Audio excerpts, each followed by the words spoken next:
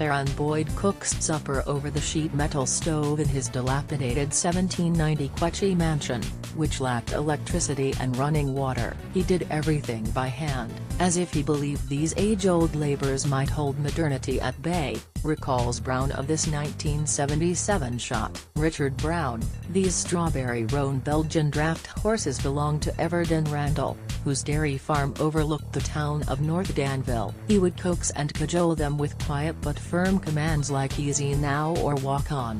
Brown remembers, Randall's collie kept a steady gaze on the horses in 1975. Richard Brown: a Peacham man leads his cows to pasture following a morning milking in 1973. Fugitive cows were common enough then, notes Brown, that some people turned to the gypsy cow lady, a rumored clairvoyant who would pass her hands over a geological survey map and tell folks where to look. Richard Brown: Gladys Summers of West Barnet shucks corn in 1975. Richard Brown: Lawrence Woodward was the last farmer in Peacham to put up loose hay, says Brown, who took this photo in 1974. Lawrence did all his work with a veritable museum of antiquated but well-maintained sulky plows, cutter bar mowers, scythes, and pitchforks.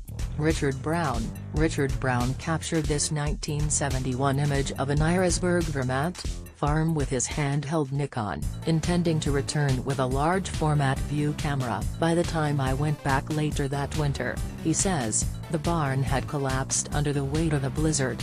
Richard Brown: Charles Choate feeds the Charolais beef cattle at his West Barnet property during a 1976 snowstorm. Richard Brown: when Milo Persons of Danville posed for this 1974 portrait, he told Brown that he'd once emerged from a stroke-induced coma only after a doctor whispered into his ear, "Your cows are out." Richard Brown: also snapped in 1975, this image depicts the barred-rock rooster that belonged to Brown's next-door neighbors. "He was my alarm clock for a number of years," the photographer says. "Then we had him for dinner." Richard Brown: the fact that a circa 1930s Farmall tractor was still going strong in 1979 explains why, per Brown, everyone in the region considered Farmall the brand of choice. Richard Brown, by Richard Brown, Modern Farmer, Smithsonian.com, May 10, 2018. Photographer Richard Brown moved to Vermont's remote Northeast Kingdom in 1971, then spent the next 46 years, and counting, documenting the region's agricultural community. Brown's book, The Last of the Hill Farms, chronicles a way of life long since vanished.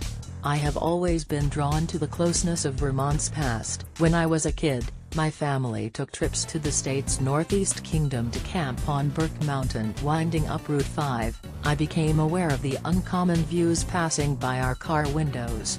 Derelict tractors rusted away at the edges of fields, tethered goats grazed on lawns. I thought they were the most beautiful things I'd ever seen. I wished that someday I could live in one of those farmhouses and that this paradise would never change." The first wish came true.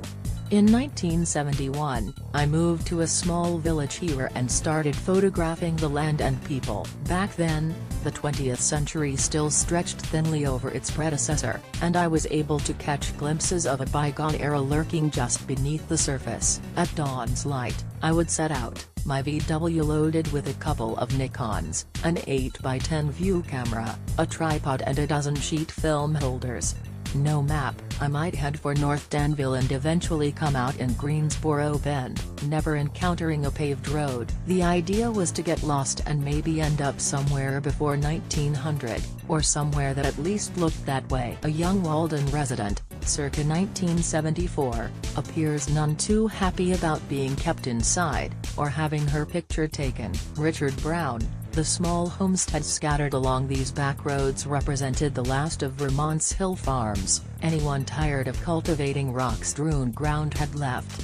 Those who stayed and worked Vermont's stubborn hills did so with a quiet yet fierce attachment. They inhabited old houses that creaked and moaned when the mercury hit 30 below, amid familial relics, cane-seated chairs missing legs, cracked ironstone china, sap yolks and grain cradles. Dirt-floored basements held canned applesauce, mustard pickles, and stewed tomatoes glinting in rows on sagging wooden shelves. Winters were spent cutting firewood, a long mud season meant enough income from maple syrup to cover taxes, and on autumn mornings, the sharp fragrance of wood smoke and rotted manure laced the air, and the maples began to blaze. I felt like I'd died and gone to photographer's heaven. It was too good to last, but during that brief interval, while the ghosts of the Northeast Kingdom remained palpable, my camera bore witness to the worn-out and obsolete, the Jersey cows and Belgian draft horses, the ancestral portraits hung from crumbling plaster, and the region's latest strata of human geology, farmers who faced my lens with forbearance and rough-hewn dignity. Photographs capture moments. Moments that reach backward, not forward. In a 60th of a second, the blink of an eye, the click of a shutter, past and present collide. The image that glows on the ground glass is captured forever in silver, adapted from the last of the hill farms, echoes of Vermont's past. Photographs and text by Richard W. Brown. Forthcoming in 2018 from David Argodina, Publisher Incorporated. Copyright 2018 by Richard W. Brown. More stories from Modern Farmer. Like this article? Sign up for our newsletter.